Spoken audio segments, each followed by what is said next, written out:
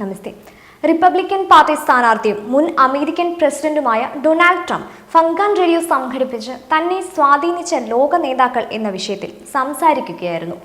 ഇവിടെ ട്രംപ് വെളിപ്പെടുത്തിയ ഒരു കാര്യം ഇന്ത്യൻ പ്രധാനമന്ത്രിയെ നാളിതുവരെ അതിശയത്തോടെ കണ്ടിരുന്ന ലോകരാജ്യങ്ങൾക്ക് ഞെട്ടലും ആവേശവുമാണ് നൽകിയിരിക്കുന്നത്.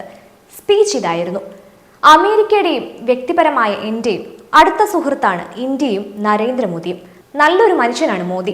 ഞാൻ അമേരിക്കൻ പ്രസിഡന്റ് ആയിരിക്കെ ഇന്ത്യ ഒരു രാജ്യവുമായി ഒരു വിഷയത്തിൽ പ്രശ്നമുണ്ടലെടുത്തു. അടുത്ത സുഹൃത്തായ ഇന്ത്യക്ക് വേണ്ടി ആ രാജ്യവുമായി സംസാരിച്ച് ഞാൻ പരിഹാരം കാണാമെന്ന നിർദ്ദേശം നരേന്ദ്രമോദിക്ക് മുന്നിൽ വെച്ചു. നാളിതുവരെ സ്നേഹത്തോടെ സൗമ്യനായി ചിരിതൂകി മാത്രം സംസാരിക്കുന്ന മോദിയുടെ രൗദ്രഭാവമാണ് ഞാൻ അവിടെ കണ്ടത്. ഇന്ത്യയുടെ കാര്യത്തിൽ ആരും ഇടപെടേണ്ട, എന്റെ രാജ്യത്തിനു വേണ്ടി എന്ത് ചെയ്യണമെന്ന് എനിക്കറിയാം എന്നായിരുന്നു അദ്ദേഹം എന്നോട് തുറന്നടിച്ചത്. ഞാൻ ഇറങ്ങുന്നു, ഇനി ആ രാജ്യം നൂറ്റാണ്ടുകളോളം ഭൂമുഖത്ത് ഉണ്ടാകില്ല എന്ന് മോദി പറഞ്ഞ് സംഭാഷണം അവസാനിപ്പിച്ച് ഞങ്ങൾ പിരിഞ്ഞു. അമേരിക്കയുടെ ഇന്റലിജൻസിനും സാറ്റലൈറ്റ് വിഭാഗത്തിനും ഞാൻ ഇന്ത്യയുടെ നീക്കങ്ങളെ നിരീക്ഷിക്കാൻ അടിയന്തര നിർദ്ദേശം നൽകി.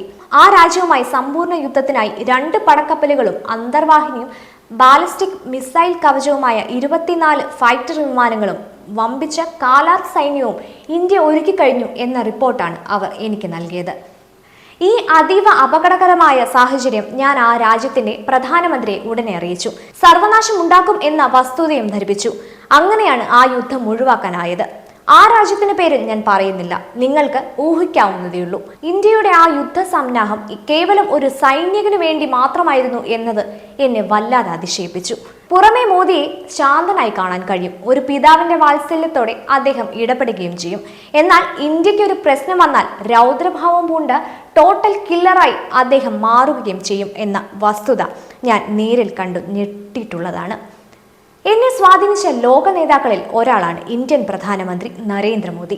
ട്രംപിന്റെ വെളിപ്പെടുത്തലിൽ നിന്നും ആ യുദ്ധ ഒരുക്കം അഭിനന്ദൻ വർദ്ധമാന്റെ പ്രശ്നമായിരുന്നു എന്ന് മനസ്സിലാക്കാം. അന്ന് ദേശീയ അന്താരാഷ്ട്ര മാധ്യമങ്ങളിൽ ഈ വിവരം റിപ്പോർട്ട് ചെയ്തിരുന്നു. സൗമ്യനായി സംസാരിക്കുകയും പിതാവിന്റെ ഭാവം പേറുകയും ഇന്ത്യക്കായി രൗദ്രഭാവം പൂണ്ട് ടോട്ടൽ കില്ലറാവുകയും ചെയ്യുന്ന നരേന്ദ്രമോദി. ഇന്ത്യക്കാർക്ക് അഭിമാനിക്കാം നമ്മുടെ പ്രധാനമന്ത്രിയിൽ.